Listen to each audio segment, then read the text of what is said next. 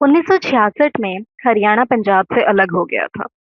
एक नया राज्य बन गया था और एक नया राज्य बनते ही हरियाणा का सबसे बड़ा फैसला ये होता है कि अपनी ऑफिशियल सेकंड लैंग्वेज यानी सरकारी दूसरी भाषा, एक ऐसी भाषा को बनाई उन्होंने, जो लगभग 1500 मील दूर बोली जाती थी, तमिल भाषा।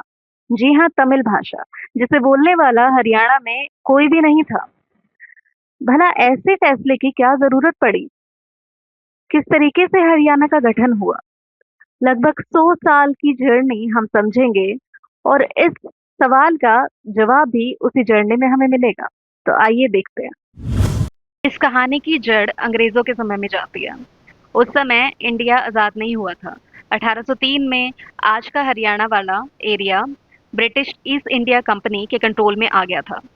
पर शुरुआती कुछ सालों में वो खुद ही कंफ्यूज थे कि कैसे हरियाणा को बांटे कि भाई आसानी से उस पे राज किया जा सके। फिर 1832 में हरियाणा को उत्तर पश्चिमी प्रांत यानी कि नॉर्थ वेस्ट प्रोविंस में डाल दिया गया। उस समय ध्यान देने वाली बात ये थी कि ब्रिटिश जो राज्य को बांट रहे थे वो भाषा या संस्कृति के आधार पे नहीं बांट रहे थे। उनके दो ही मकसद थे, एक तो पैसा, टैक्स वसूली, और दूसरा उनकी सेना को आसानी रहे, कंट्रोल पूरा रहे। तो ये 2 चीज़ें उनके दिमाग में थी। फिर 1857 के बाद जो क्रांति हुई, जो विद्रोह हुआ, उसमें सब कुछ बदल गया। अब 1858 में हरियाणा को नॉर्थ वेस्ट प्रोविंस से अलग करके पंजाब प्रोविंस के साथ जोड़ दिया गया था। अब यहीं से हमारी सारी फ्यूचर प्रॉब्लम स्टार्ट हो गई। तो ब्रिटिश ने क्या करा, एक कृषि प्रधान हिंदी बोलने वाले क्षेत्र को एक ऐसे जगह के साथ जोड़ दिया जहां पंजाबी भाषा, पंजाबी राजनीति का कंट्रोल था। तो पंजाब का शासन और वहाँ की राजनीति उस समय लाहौर केंद्र में थी, और लाहौर केंद्र हरियाणा से बहुत दूर था। यानी हरियाणा को एक ऐसे प्रशासनिक व्यवस्था का हिस्सा बना दिया गया जहाँ की भाषा, जहाँ का कल्चर, जहाँ की ज़रूरतें हरियाणा से बहुत ज़्यादा अलग हैं। एक फोर्स्ड मैरिज कर दी गई। फिर 1911 में ब्रिटिश ने एक और बड़ा फैसला लिया। उन्होंने क्या करा कि भारत की जो कैपिटल है, जो राजधानी है, वो कलकत्ता से उठा के उन्होंने दिल्ली शिफ्ट कर ली। अब दिल्ली शिफ्ट कर ली और दिल्ली हरियाणा के पास है। अब क्योंकि वो राजधानी बन गई तो वहाँ पे डेवलपमेंट होगी, तो इसका फ़ायदा कुछ हरियाणा को भी मिलेगा। ऐसा मत सोचिए आप, क्योंकि हरियाणा अब भी एडमिनिस्ट्रेटिव तौर पे पंजाब का ही हिस्सा था। अब दिल्ली कैपिटल तो बन गई, अच्छी सड़कें बनने लगी यहाँ पे रेल अच्छी बनने लगी, सरकारी दफ्तर आ गए यहाँ पे, बिजनेस यहाँ पे शुरू हो गए। पर हरियाणा क्योंकि हिस्सा ही पंजाब का था, तो जो कर व्यवस्था थी, टैक्स सिस्टम था, या कानूनी व्यवस्था थी, या राजनीतिक चीजें थी, वो सब पंजाब के अंदर आती थी। जिससे 1920 में उठी अलग हरियाणा की डिमांड। ये मानना था कि हरियाणा को यदि शासन करना है हरियाणा पे, तो यहाँ के जो प्रशासक या अधिकारी हों, उनको यहाँ की भाषा, यहाँ की संस्कृति, यहाँ की स्थानीय परेशानियाँ अच्छे से पता होनी चाहिए। तभी हरियाणा पर शासन किया जा सकता है और हरियाणा को मजबूत बनाया जा सकता है, आर्थिक तौर पे और हर तरीके से। और 1931 में सेकेंड राउंड टेबल कॉन्फ्रेंस जो लंदन में हुई, ये कॉन्फ्रेंसेस होती थी ब्रिटिश और भारतीय नेताओं के बीच भारत के फ्यूचर संविधान पर होने वाली मीटिंग्स हुआ करती थी ये। अब इस कॉन्फ्रेंस में जो पंजाब गवर्नमेंट के फाइनेंशियल कमिश्नर थे यानी कि वित्तीय अधिकारी जॉफरी कॉर्बेट, उन्होंने एक बहुत ही महत्वपूर्ण सजेशन दिया। उन्होंने कहा कि हरियाणा के जो हिंदी स्पीकिंग एरिया हैं, उनको पंजाब से अलग कर देना चाहिए। अब आप ये देखिए कि खुद पंजाब गवर्नमेंट का एक सीनियर ब्रिटिश ऑफिसर ये कह रहा है कि भाई हमसे व्यवस्था नहीं हैंडल हो रही, अलग कर दो। पंडित नेकी राम शर्मा ने प्रॉपर कमेटी बनाई कि एक ऑर्गेनाइज तरीके से, संगठित तरीके से ये जो मुद्दा है इसे उठाया जा सके। देशबंधु गुप्ता ने बोला 1932 में कि जो हिंदी स्पीकिंग क्षेत्र है हरियाणा, वो कभी भी पंजाब का पार्ट नहीं बन सकता, क्योंकि जितनी भी पॉलिसियाँ वगैरह बनाई जाती है वो पंजाब के एरिया को ध्यान में रख के बनाई जाती है। और हरियाणा हर तरीके से, चाहे वो भाषा हो, चाहे वो कल्चर हो, पंजाब से अलग है। इसलिए आप अलग कर दो और दिल्ली में उसे मिला दो। बाकी उसके बाद फिगर्स आए जैसे लाला लाजपत राय, असफ अली, जिन्होंने ग्रेटर दिल्ली का कंसेप्ट दिया था जिसमें हरियाणा को इंक्लूड कर लिया जाए। तो ये कुछ मेजर फिगर्स थे। 1947 में हमें आज़ादी मिल गई, तो लोगों को उम्मीद थी कि आज़ादी के बाद ब्रिटिश की गलतियों का सुधार किया जाएगा। पर 1947 अपने साथ साथ एक बहुत बड़ा दुख लेके आया था, पार्टीशन का दुख, भारत पाकिस्तान का विभाजन। उसने पंजाब को दो हिस्सों में बांट दिया था। लाखों शरणार्थी दोनों तरफ नए बॉर्डर को पार करके गए और हर तरफ अफरा तफरी और हिंसा मची हुई थी। पंजाब की जो जनसंख्या थी उसका संतुलन एक ही रात में बदल गया। ऐसे समय में जो सेंट्रल गवर्नमेंट है उसका ध्यान प्रशासनिक सीमाओं को सुधारना नहीं था। उनका पहला काम देश को टूटने और समाज में जो अफरा तफरी फैली हुई थी उसको संभालना था। पर इस प्रोसेस में हरियाणा और पंजाब के बीच जो पुरानी दिक्कतें थी वो और ज़्यादा बढ़ गई। जो हिंदी स्पीकिंग हरियाणा के लिए अलग स्टेट की डिमांड कर रहे थे वो और ज़्यादा तेज़ी से फैलने लगी। हरियाणा के लोगों को लगा कि आज़ादी के बाद भी उनकी अनदेखी हो रही है और उनका पूरा प्रतिनिधित्व उनको मिल ही नहीं पा रहा। तो इसी समय में एक दूसरा आंदोलन शुरू हो गया। तो अप्रैल 1948 में मास्टर तारा सिंह जो शिरोमणि अकाली दल के बड़े नेता थे, उन्होंने पंजाबी सूबा की डिमांड की, यानी पंजाबी भाषा पर आधारित अलग राज्य की डिमांड की। अब गवर्नमेंट के सामने दो डिमांड थी। पहला तो जो हिंदी स्पीकिंग लोग थे वो हरियाणा चाह रहे थे और फिर पंजाबी स्पीकिंग लोग पंजाबी सूबा चाहते थे। तो यानी कि गवर्नमेंट पर दोनों तरफ से एक दबाव बनने लगा और इसी के साथ साथ एक दबाव और आ गया था। 1948 में Patiala and east Punjab states union यानी पेप्सू बनाया गया। ब्रिटिश इंडिया में दो तरह के एरियाज होते थे। सबसे पहले होते थे ब्रिटिश प्रोविंसेस, यानी ऐसे एरिया जिन पर सीधा ब्रिटिश रूल था, और दूसरे थे प्रिंसली स्टेट यानी कि देसी रियासतें जहां राजा शासन किया करते थे। तो आज़ादी के बाद इन प्रिंसली स्टेट्स देसी रियासतों को भारत में मिला दिया गया था। अब इस प्रोसेस में 8 रियासतों को जोड़कर पेप्सू बनाया गया था। वो 8 रियासतें थी पटियाला, नाभा, जींद, कपूरथला, फरीदकोट, मलेरकोटला, मालागढ़ और कालसिया।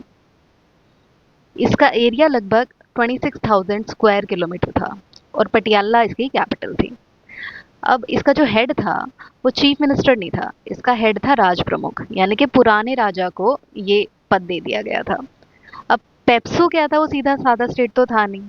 कहीं पटियाला है आप देख रहे हो, कहीं जींद है, इस तरीके से अलग अलग एरिया हैं, पैचेस हैं, अलग अलग टुकड़े हैं।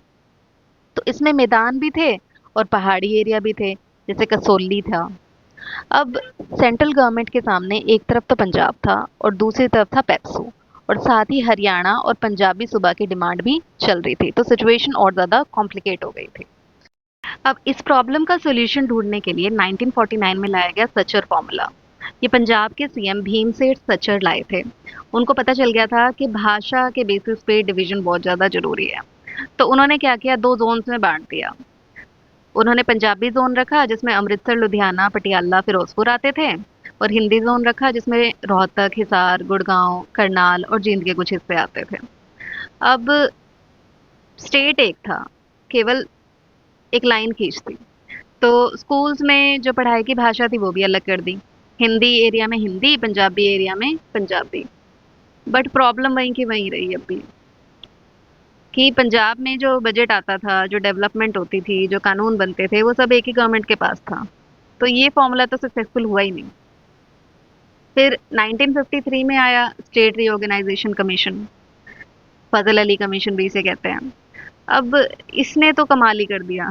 इसने बोला कि कोई बांटने की कोई जरूरत है ही नहीं। कोई इतनी अलग भाषा थोड़ी है हिंदी पंजाबी के, उसकी वजह से स्टेट तोड़ा जाए। तो कमीशन ने लोगों की असली फीलिंग्स और जो सांस्कृतिक चिंता है उसको समझा ही नहीं। तो कमीशन ने पेप्सू को पंजाब में मर्ज करने की एक सिफारिश ज़रूर दी कि भी पेप्सू को तुम पंजाब में मर्ज कर दो। तो ये मर्जर भी 1956 में हो गया था, लेकिन हरियाणा को ऐसा कोई अलग स्टेट नहीं मिला था। और फिर आया रीजनल फॉर्मूला। इसके अंदर पूरे पंजाब के लिए एक गवर्नर और एक विधानसभा रखी गई और दो अलग क्षेत्रीय समितियां या रीजनल कमिटीज बना दी गई। वो थी पंजाबी ज़ोन कमेटी और हिंदी ज़ोन कमेटी। अब इसका जो फ़ोकस था वो था स्वास्थ्य पे, सफाई पे, पढ़ाई पे, लोकल मैटर्स पे, पर ये पूरी तरीके से फ़ेल हो गई थी। जब प्रताप सिंह कैरन ने इन कमेटी की भी पावर को कम कर दिया था, और वैसे भी जो हमारी असली पावर थी यानी कि बजट बनाना, डेवलपमेंट और जो कानून का अधिकार है, वो तो वैसे भी मिल ही नहीं रहे थे, इवन इसके थ्रू भी। तो ये भी फ़ेल हो गया। अब इसके खिलाफ धीरे-धीरे रीजनल फ़ॉर्मूला के खिलाफ धीरे-धीरे लोग सड़क पे उतरने लगे। पर किसी भी आंदोलन को चाहिए होती है एक संगठन की, जो उसे मजबूती दे और एक लीडर की। हरियाणा में वो काम किया आर्य समाज ने। आर्य समाज एक बड़ा सोशो रिलीजियस रिफॉर्म मूवमेंट था, यानी सामाजिक और धार्मिक सुधार आंदोलन था। इसका सबसे बड़ा असर शिक्षा के फील्ड में था। आपने देखा होगा, दयानंद एंग्लो वैदिक स्कूल, ये डीएवी स्कूल्स और कॉलेजेस होते हैं, वो आर्य समाज के ही होते हैं। तो जब किसी ऑर्गेनाइजेशन के पास इतने स्कूल हों, इतने कॉलेजेस हों, एक काफ़ी बड़ा जाल है उनके पास, एक नेटवर्क है उनके पास, तो पेरेंट्स हैं उसमें, जिसमें टीचर्स हैं, स्टूडेंट्स हैं, उन सब पे वो प्रभाव डाल सकते हैं। आर्य समाज ने रीजनल फॉर्मूला को ध्यान से देखा और कहा कि ये तो सरकार फॉर्मूला से भी ज़्यादा खराब है। क्यों? क्योंकि रीजनल फॉर्मूला के हिसाब से हिंदी एरिया के बच्चों को भी पंजाबी गुरमुखी स्क्रिप्ट, यानी कि पंजाबी लिखने की लिपि में पढ़ाई करनी पड़ती थी। आर्य समाज के लिए ये उनके सांस्कृतिक अधिकारों के खिलाफ था। उनका मानना था कि जो हिंदी स्पीकिंग फैमिली हैं, उन पर गुरमुखी क्यों थोपी जा रही है। इसलिए आर्य समाज ने अपने स्कूल में और सामाजिक जाल का यूज़ करके लोगों को ऑर्गेनाइज करना शुरू कर दिया, इकट्ठा करना शुरू कर दिया। और उन्होंने उस समय की हरियाणा दल और जनसंघ जैसे पॉलिटिकल ग्रुप के साथ मिलकर रीजनल फार्मूला के खिलाफ मूवमेंट शुरू कर दी। अब दो अलग मूवमेंट सामने आए पंजाब में। एक तरफ तो हरियाणा के हिंदी स्पीकिंग लोग पंजाबी लैंग्वेज का विरोध कर रहे थे, और दूसरी तरफ अकाली लीडर को भी समझ आ गया था कि एक ही स्टेट में रहना बहुत मुश्किल है। इसलिए उन्होंने दूसरी तरफ पंजाबी लैंग्वेज के बेसिस पर पंजाबी सूबा की डिमांड और ज़्यादा तेज कर दी थी। तो अब समझौते का रास्ता लगभग खत्म हो चुका था। फिर 1965 में संत फतेह सिंह का हंगर स्ट्राइक शुरू हुआ। 1960 के बाद जो पॉलिटिकल टॉक्स थे, वो ज़्यादा प्रेशर पॉलिटिक्स शुरू हो गई थी। पंजाबी सूबा मूवमेंट की कमांड मास्टर तारा सिंह से संत फतेह सिंह के पास आ गई थी। उन्होंने इंडियन पॉलिटिक्स का सबसे पावरफुल प्रोटेस्ट, यानी सबसे पावरफुल विरोध का तरीका चुना, जो था हंगर स्ट्राइक, भूख हड़ताल। अब ये सिर्फ कुछ दिन खाना ना खाने वाली बात नहीं है, ये सरकार पर बहुत बड़ा प्रेशर बनाने का तरीका है। आपने देखा होगा, कॉकरोच जनता पार्टी के सहयोग में सोनम वांगचुक भी पिछले 13 दिन से हंगर स्ट्राइक पे बैठे हैं। तो ये भी सरकार पर एक प्रेशर बनाने का तरीका है कि धर्मेंद्र प्रधान रिजाइन करें। अब अगर संत फतेह सिंह की अगर डेथ हो जाती, तो पंजाब भर में बड़े दंगे और हिंसा फैल सकती थी। ये गवर्नमेंट के लिए बहुत बड़ी वार्निंग थी। लेकिन इसी बीच एक और बहुत बड़ी घटना हो गई, 1965 की इंडो पाकिस्तान वॉर। पंजाब एक सीमा पर स्थित राज्य है, लाहौर बॉर्डर के बहुत पास है। ऐसे समय गवर्नमेंट किसी भी तरह का आंदोलन, दंगा या राजनीतिक क्राइसिस झेल नहीं सकती थी। आर्मी को पूरी तरीके से नागरिक सहायता की ज़रूरत थी। इसलिए संत फतेह सिंह ने अपनी जो हंगर स्ट्राइक है वो कुछ समय के लिए रोक दी थी, और बोर्ड ने मूवमेंट को ख़त्म नहीं किया, सिर्फ थोड़े समय के लिए रोक दिया था। फिर वॉर के बाद सरकार को ये समझ आ गया था कि बॉर्डर स्टेट में अंदर के जो झगड़े होते हैं राष्ट्रीय सुरक्षा के लिए, वो खतरनाक हो सकते हैं। उसके बाद वॉर खत्म हो गई। फिर गवर्नमेंट ने तुरंत एक्शन लिया। 23 सितंबर 1965 को हुकम सिंह पार्लियामेंट कमेटी बनाई गई। इस कमेटी का काम था भाषा के बेसिस पे पंजाब की सीमाओं को दोबारा देखना। ये हरियाणा मूवमेंट के लिए बहुत बड़ा महत्वपूर्ण मोड़ था। अब कमेटी बनने के बाद हरियाणा के विधायक अक्टूबर 1965 में रोहतक में इकट्ठा हुए। उन्होंने कुछ बड़े प्रस्ताव पास किए। सबसे पहले उन्होंने एक बहुत बड़ा स्टेट बनाने का आइडिया दिया। इस स्टेट को कई लोग महादिल्ली या ग्रेटर हरियाणा के नाम से जानते हैं। इसमें सिर्फ हरियाणा नहीं बल्कि दिल्ली के कुछ हिस्से, वेस्ट उत्तर प्रदेश के कुछ हिस्से, राजस्थान के कुछ हिस्से भी शामिल थे। उनका मानना ये था कि जो हिंदी स्पीकिंग स्टेट है वो ज़्यादा मजबूत होगा। लेकिन ये जो प्रपोजल था ये गवर्नमेंट को थोड़ा बड़ा लगा। इसलिए हरियाणा के लीडर्स ने एक और साफ डिमांड रखी। अगर महादिल्ली नहीं बन सकता तो कम से कम पंजाब के जो सारे हिंदी स्पीकिंग एरियाज हैं उनको मिलाकर हरियाणा स्टेट तो बना दो। तो उन्होंने ये भी कहा कि हरियाणा के किसी भी हिंदी स्पीकिंग एरिया को पंजाब में नहीं छोड़ा जाना चाहिए। अब इसके बाद 23 अप्रैल 1966 को सेंट्रल गवर्नमेंट ने शाह कमीशन, जिसे पंजाब बाउंड्री कमीशन भी कहा जाता है, वो बनाया। इस कमीशन का काम सुनने में आसान लगता था। उसे पंजाब और हरियाणा के बीच भाषा के बेसिस पर सीमा तय करनी थी। लेकिन असल में ये बहुत मुश्किल काम था। कमीशन को सिर्फ मैप पर लाइन नहीं खींचनी थी, उसे हर तहसील, जिले तहसील होता है जिले का छोटा प्रशासनिक हिस्सा, और कई जगह पर गांव के स्तर पर पॉपुलेशन उसको देखनी पड़ी। अब ये देखना पड़ता था कि किस एरिया में ज़्यादा हिंदी बोलते हैं और किस एरिया में ज़्यादा पंजाबी बोलते हैं। लेकिन प्रॉब्लम ये थी कि भाषा कभी भी बिल्कुल साफ लाइन में तो नहीं बनती। बहुत से विलेज और तहसील में हिंदी और पंजाबी दोनों बोलने वाले लोग भी एक साथ रहते थे। तो इससे पंजाब और हरियाणा की जो फाइनल बाउंड्री थी वो कमीशन के लिए तय करना मुश्किल था। अब पार्लियामेंट के सामने था कि आखिर हिंदी और पंजाबी दोनों बोलने वाली जो मिक्स कम्युनिटी है उनके बीच एक परमानेंट सॉवरेन बॉर्डर, यानी हमेशा के लिए राज्य की सीमा कैसे खींची जाए। सच ये था कि कोई परफेक्ट सॉल्यूशन तो है ही नहीं इस बात का। कुछ ना कुछ समझौता तो करना ही पड़ता। तो शाह कमीशन ने बहुत तेजी से काम किया और 31 मई 1966 को अपनी फाइनल रिपोर्ट सबमिट कर दी। अब देखते हैं कि उन्होंने हरियाणा का नक्शा कैसे बनाया। कमीशन की सबसे बड़ी सिफारिशें ये थी कि हरियाणा में हिसार, रोहतक और करनाल जैसे बड़े डिस्ट्रिक्ट शामिल हो। साथ ही उन्हें पुराने पंजाब के कुछ हिस्सों को तोड़कर नए हरियाणा में बांटना भी था। तो क्या किया उन्होंने? संगरूर डिस्ट्रिक्ट से जींद और नरवाना तहसील को अलग करके हरियाणा में शामिल कर दिया और अंबाला डिस्ट्रिक्ट से नारायणगढ़, अंबाला और जगाधरी को हरियाणा के साथ जोड़ा। इसके अलावा नूंह, चरखी दादरी और करनाल जैसे एरियाज भी हरियाणा में शामिल किए गए थे। यानी कमीशन असल में अंग्रेजी प्रोविंस, पुरानी प्रिंसली स्टेट यानी देसी रियासतें और डिस्प्यूटेड बॉर्डर टाउन यानी विवादित सीमा के शहरों को जोड़कर एक नया स्टेट बनाना उन्होंने चाहा। और जैसे उम्मीद थी, कमीशन के सभी मेंबर्स इस फैसले से सहमत नहीं हुए।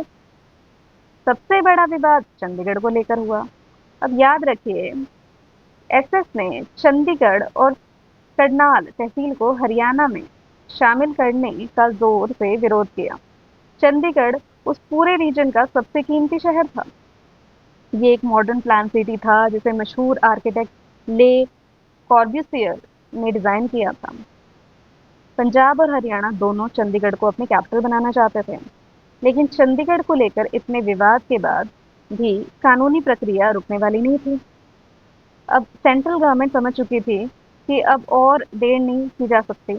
तो सितंबर 1966 में जो होम मिनिस्टर थे गुलजारी लाल नंदा, उन्होंने लोकसभा में पंजाब रीऑर्गेनाइजेशन बिल पेश किया। ये बिल पास हो गया और 1 नवंबर को हरियाणा ऑफिशियली भारत का 17वां स्टेट बन गया। ब्रिटिश राज का एक गलती से पंजाब के साथ जोड़ा गया रीजन 1911 में दिल्ली कैपिटल बनने के बाद हुई अनदेखी, बहुत सारे फेल्ड फॉर्मूलाज, बहुत सारे हंगर स्ट्राइक और इन सब के बाद हरियाणा को आखिरकार 1 नवंबर 1966 को अपना अलग राज्य मिल गया। पंडित भगवत दयाल शर्मा ने हरियाणा के पहले चीफ मिनिस्टर के रूप में शपथ ली। ये हरियाणा के इतिहास का एक बहुत बड़ा विजय का पल था। लेकिन अलग होना पूरी तरह साफ नहीं था। रीऑर्गेनाइजेशन एक्ट के आर्टिकल 231 ने यह सुनिश्चित किया था कि पंजाब और हरियाणा का रिश्ता पूरी तरह खत्म नहीं होगा। आखिर एक सदी तक साथ जुड़े दो स्टेट को एक ही दिन में पूरी तरह अलग नहीं किया जा सकता था। इसीलिए आर्टिकल 231 के तहत पंजाब और हरियाणा ने एक हाई कोर्ट शेयर किया। और चंडीगढ़ का विवाद इतना मुश्किल था कि पंजाब पीछे हटने को तैयार था और ना हरियाणा तैयार था। इसलिए सेंट्रल गवर्नमेंट ने एक अलग फैसला लिया। उसने चंडीगढ़ को किसी भी स्टेट का हिस्सा ना बनाकर यूनियन टेरिटरी यानी केंद्र सरकार के सीधे कंट्रोल वाला क्षेत्र बना दिया। यानी चंडीगढ़ किसी स्टेट का हिस्सा नहीं था। उसका जो शासन था वो सीधा न्यू दिल्ली की सेंट्रल गवर्नमेंट चलाती थी। साथ ही चंडीगढ़ को पंजाब और हरियाणा दोनों की जॉइंट कैपिटल यानी सांझी राजधानी बनाया गया। सोचिए आप 50 साल तक डिवोर्स के लिए लड़ते रहते हैं और आखिर जज डिवोर्स दे देता है और जज कहता है कि मुबारक हो, अब तुम दोनों अलग हो, लेकिन साथ ही ये भी कहता है कि तुम दोनों को अब भी एक ही मास्टर बेडरूम शेयर करना पड़ेगा और ऑफिस जाने के लिए एक ही कार शेयर करनी पड़ेगी। तो उसी तरीके से पंजाब और हरियाणा की बात थी। अब भौतिक सीमाएं यानी फिजिकल बॉर्डर्स तो बन गए थे, पर जो संस्थाएं थी, इंस्टीट्यूशन थे, वो अब भी एक दूसरे से जुड़ी हुई थी। दोनों चंडीगढ़ को कैपिटल के रूप में यूज करते थे। दोनों एक ही गवर्नमेंट के जो इंस्टीट्यूशन थे उसमें काम करते थे। दोनों का हाई कोर्ट एक था। और इसी कहानी अपने सबसे इम्पोर्टेंट मोड़ पर पहुंच जाती है। और इसी बैकग्राउंड में आती है 1969 की लैंग्वेज पॉलिसी। अब हरियाणा की जो प्राइमरी ऑफिशियल लैंग्वेज थी वो हिंदी थी, पर 1969 में चीफ मिनिस्टर बंसीलाल ने पूरे देश को हैरान कर दिया और उन्होंने तमिल को हरियाणा की सेकंड ऑफिशियल लैंग्वेज बना दिया। यानी कि साउथ इंडिया की एक लैंग्वेज जिसका नॉर्थ इंडिया के हरियाणा से कोई लेना देना था ही नहीं। ऐसा क्यों किया? ताकि पंजाबी आइडेंटिटी से दूरी बनाई जा सके। इसलिए हरियाणा गवर्नमेंट ने एक बिल्कुल क्लियर और स्ट्रॉन्ग मैसेज दिया था ये करके। किसी भी तरीके से उन्होंने सरकारी पहचान उन्होंने नहीं दी पंजाबी को, क्योंकि पिछले दशक से लैंग्वेज के बेसिस पे जो आंदोलन हो रहे थे उनसे सब तंग आ चुके थे। अब उनके लिए पंजाबी को जो ऑफिशियल लैंग्वेज बनाना है वो ऐसा था जैसे वो फिर से वही सांस्कृतिक प्रभाव या कल्चरल डोमिनेंस आप कह लो उसकी तरफ लौट रहे हैं। अब ये पूरी तरीके से एक सिंबॉलिक और एक व्यवहारिक नज़रिए से लगभग बेकार पॉलिसी 40 साल तक चलती रही। तमिल रही हमारी सेकंड ऑफिशियल लैंग्वेज। तो पूरे 4 दशक तक तमिल टेक्निकली हरियाणा की सेकंड लैंग्वेज रही। फिर 2010 में चीफ मिनिस्टर भूपेंद्र सिंह हुड्डा जी ने असल स्थिति को देखते हुए तमिल की जगह पंजाबी को हरियाणा की सेकंड लैंग्वेज बना दिया। ये पूरी कहानी दिखाती है कि राज्य बनाना सिर्फ प्रशासन का काम नहीं है, ये एक मानसिक और पहचान दोनों का सवाल होता है। तो कभी कभी अपनी अलग पहचान बनाने के लिए ऐसे डिसीजन लेने पड़ते हैं जो प्रशासनिक नज़रिए से बिल्कुल खराब हो सकते हैं। प्रशासन की बात करें तो हरियाणा ने एक ही सदन वाली विधान व्यवस्था को अपनाया था, यानी कि यूनिकैमरल लेजिस्लेचर। यानी यहाँ कोई अपर हाउस नहीं था, एक ही बॉडी थी, एक ही सदन था, जिसे हम हरियाणा लेजिस्लेटिव असेंबली या विधानसभा कहते हैं। इसमें 90 डायरेक्टली इलेक्टेड एमएलए थे, यानी कि सीधे चुने हुए विधायक होते थे। और एक इंटरेस्टिंग बात ये है कि ये एमएलए जिस असेंबली बिल्डिंग में बैठते हैं उसे भी ले कॉर्बूसियर ने डिज़ाइन किया था और वो बिल्डिंग चंडीगढ़ में है, यानी पंजाब लेजिस्लेटिव असेंबली के बहुत पास। लेकिन अगर चंडीगढ़ को छोड़कर हरियाणा के अंदर देखें तो स्टेट की ग्रोथ बहुत तेज़ी से हुई। 1966 में हरियाणा के पास सिर्फ 7 डिस्ट्रिक्ट थे, जो थे अंबाला, जींद, हिसार, गुड़गांव, करनाल और रोहतक। लेकिन डेवलपमेंट के साथ एडमिनिस्ट्रेशन बढ़ता गया और आज ये बढ़ाकर 22 हो चुके हैं। तो बहुत बड़ा एक्सपेंशन है। स्टेट को आज 6 एडमिनिस्ट्रेटिव डिवीजन में बांटा गया है। फरीदाबाद और करनाल को तो 2017 में ही ऐड किया गया था। अब इसका कारण क्या था कि जो तेज़ी से बढ़ रहा शहरीकरण है उसको मैनेज करना। और अगर और नीचे के लेवल पर देखें तो प्रशासन और भी ज़्यादा लोकल है। आज हरियाणा में लगभग 94 तहसील हैं और 6200 से ज़्यादा ग्राम पंचायत हैं। जो लोग नहीं जानते, विलेज पंचायत होती है एक लोकल सेल्फ गवर्नमेंट, गांव की स्थानीय सरकार। और रूरल एडमिनिस्ट्रेशन यानी गांव के प्रशासन की जो सबसे बेसिक यूनिट होती है वो होती है विलेज पंचायत। अब तेजी से बढ़ रहे शहरीकरण को देखते हुए यानी अर्बनाइजेशन को देखते हुए हरियाणा ने 5 पुलिस कमिश्नर अपॉइंट किए। एरिया के हिसाब से हिसार हरियाणा का सबसे बड़ा डिस्ट्रिक्ट है, जबकि जींद जो पहले पेप्सू का हिस्सा था सबसे छोटा डिस्ट्रिक्ट है। जब आप ये सारे नंबर देखते हैं, 22 डिस्ट्रिक्ट, 94 तहसील, हज़ारों ग्राम पंचायत, तो ये सब देशबंधु गुप्ता के 1932 वाले आर्गुमेंट को बिल्कुल सही साबित करता है। उनका कहना था कि हरियाणा रीजन इसलिए डेवलप नहीं हो पा रहा क्योंकि उसका जो शासन है उन लोगों के हाथ में है जो उसकी भाषा को नहीं समझते, उसकी संस्कृति को नहीं समझते। पंजाब से अलग होने के बाद हरियाणा ने पहली बार अपने संसाधनों पर खुद कंट्रोल किया। राजीव गांधी और अकाली लीडर हरचंद सिंह लोंगोवाल ने राजीव लोंगोवाल अकॉर्ड साइन किया गया था। ये एक पीस एग्रीमेंट था, पीस शांतिपूर्ण समझौता था, जिसके मुताबिक चंडीगढ़ को पूरी तरह पंजाब को देना था और हरियाणा को अपनी नई कैपिटल बनानी थी। लेकिन ऐसा कभी नहीं हुआ। क्यों? क्योंकि उस समय के हरियाणा के जो चीफ मिनिस्टर थे, भजन लाल जी, उन्होंने इसका विरोध कर दिया और 1985 की पॉलिटिकल मीटिंग में उन्होंने साफ कह दिया था कि अगर चंडीगढ़ पंजाब को दिया गया तो हरियाणा में बहुत बड़ा पॉलिटिकल रिएक्शन होगा। उन्होंने इस एग्रीमेंट को रोकने की वार्निंग दी और गवर्नमेंट ने सिचुएशन का जायज़ा लिया और उसे लगा कि राजनीतिक नुकसान बहुत ज़्यादा हो जाएगा। इसीलिए चंडीगढ़ ट्रांसफ़र करने का फैसला रोक दिया गया था। डेडलाइन निकल गई और फिर ये अकॉर्ड रुक गया था। और आज भी कई दशकों बाद भी चंडीगढ़ एक यूनियन टेरिटरी है। पंजाब और हरियाणा दोनों की जॉइंट कैपिटल है। और इसी के साथ बहुत गहरा सवाल इकट्ठा होता है कि हरियाणा के लोगों ने अलग स्टेट के लिए जो इतनी बड़ी लंबी लड़ाई लड़ी, इतने प्रोटेस्ट किए, इतनी स्ट्रैटेजी बनाई, तो सिर्फ अपनी अलग आइडेंटिटी दिखाने के लिए। लेकिन जब किसी स्टेट की जो कैपिटल होती है वो हमेशा शेयर्ड ही है, वो आज भी शेयर्ड है और जो उसका राजनीतिक केंद्र है उसी स्टेट के साथ जुड़ा हुआ है, अलग नहीं हो रहा। तो क्या सेपरेशन पूरी तरह हुआ है या नहीं हुआ?